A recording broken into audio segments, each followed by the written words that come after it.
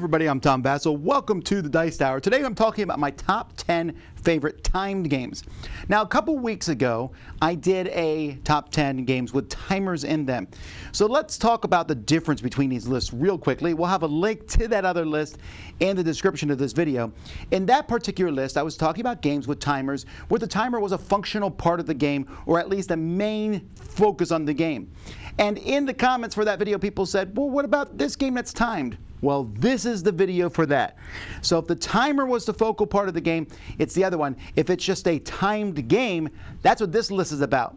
Some people hate these games. They don't like games that are timed. I tend to enjoy them. Not always, but most of the time. They can be party games, cooperative games, but here are my top 10. Number 10, Magic Maze on Mars. Or Magic Maze. They're very similar. In Magic Maze, you have a bunch of fantasy characters trying to shoplift from a mall at the same time. In Magic Maze, you need to move different resources to build bases on Mars. I like Mars a little bit better. I feel like there's more game there. But what this game does, what both games do, is you have no communication. And you're timed at the same time. I mean, you can look at each other because each person can only move some things. And I look at you, move it. Come on. In my head, I'm thinking, I find it to be really fun and entertaining. Magic Maze on Mars. Number 9, Space Alert. This is, I think, maybe the oldest, or one of the oldest games on the list. This is from CGE Games, in which you are cooperatively working on a spaceship that's being attacked by other spaceships, being boarded by bad guys, controlling robots to fight off the bad guys, to get to the guns to shoot these spaceships, and you're programming simultaneously based on a soundtrack that will occasionally tell you you can no longer communicate, but you're playing cards face down, then you reveal them. There's a time portion, then you reveal it to see what happened. It's very stressful, and it's a bit difficult, but it's really thematic. This is one of those games that I might say, you'll like most of these games. This one I would say definitely try before you buy them, but I enjoy it. Space Alert. Number 8 is Sorcerer City. Sorcerer City is a game in which you're pulling tiles, and you have a pile of tiles, and there's time sections of the game where you'll build a little city in front of you, then use how you built that city to get different resources that let you buy more tiles or give you money or points or whatever it might be. This is a time game that's not overly stressful. The timer is there mostly so that you don't sit there and go, and think 5 minutes before placing each tile. Most of the time I can get almost all my tiles played, but the timer still does exist in the game, and I think it feels very unique. You should give it a whirl.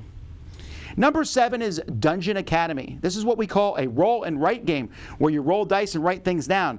In this particular game, you roll a bunch of dice that build a dungeon in the middle of the table. Then you will draw, under timing, you'll draw your path through that dungeon, trying to figure out the best way for you, fighting monsters, getting potions, using the special ability of your character. It's really simple, but I think the theme comes pretty strong, and the fact that it's time makes it very entertaining. Number 6 is 5 Minute Marvel. 5 Minute Marvel was the sequel to 5 Minute Dungeon. Now, technically, it's not 5 minutes. It's 5 minutes per round, but I think you can play like 5 rounds when you go through 5 Minute Marvel. But it's a very fast-paced game. You have a character, a bunch of special cards. You're playing them as quickly as you can to defeat enemies. I like it better than Dungeon because, well, it's Marvel, but beyond that, each person has special cards that only they have for their character, whether that character is Squirrel Girl or Captain America, and it works together. And this is a game that I think is just easy to bring to the table and teach everybody at the same time. I've really had great success teaching this game. Number 4 is Escape. This is a 10-minute game. It's literally 10 minutes because it has a 10-minute soundtrack. Originally came with a CD. Now you can just download the 10-minute thing and you play it, and it has a soundtrack, and you are together trying to escape by rolling dice quickly as you can, using those to go out and explore, find tiles. You're looking for the exit. Sometimes somebody gets stuck. You have to go rescue them. There is many, many, many expansions for it. It is a very stressful experience, but it's only 10 minutes, and I find it to be fun. Terrific stress. My kids highly disagree with me. This one always makes them nervous and everything as they're playing, but I love it. The soundtrack's fun. There's a gong in the middle. You all got to run back to the entrance, and then I'll get out again. Escape. Number 4 is Stellar Conflict. Stellar Conflict is a game in which you are playing cards as fast as you can on a board, and they're basically spaceships. And then, I mean, it's a time thing, and then you're done. And then everybody looks at the different cards, all the spaceships out there, and sees where, how they shoot at each other. Now, this is this one I'm kind of stretching maybe to put in the list because there's no timer itself. The timer is the fastest person to place cards. So I can place cards as quickly as I can, then count down for everyone else to place their cards.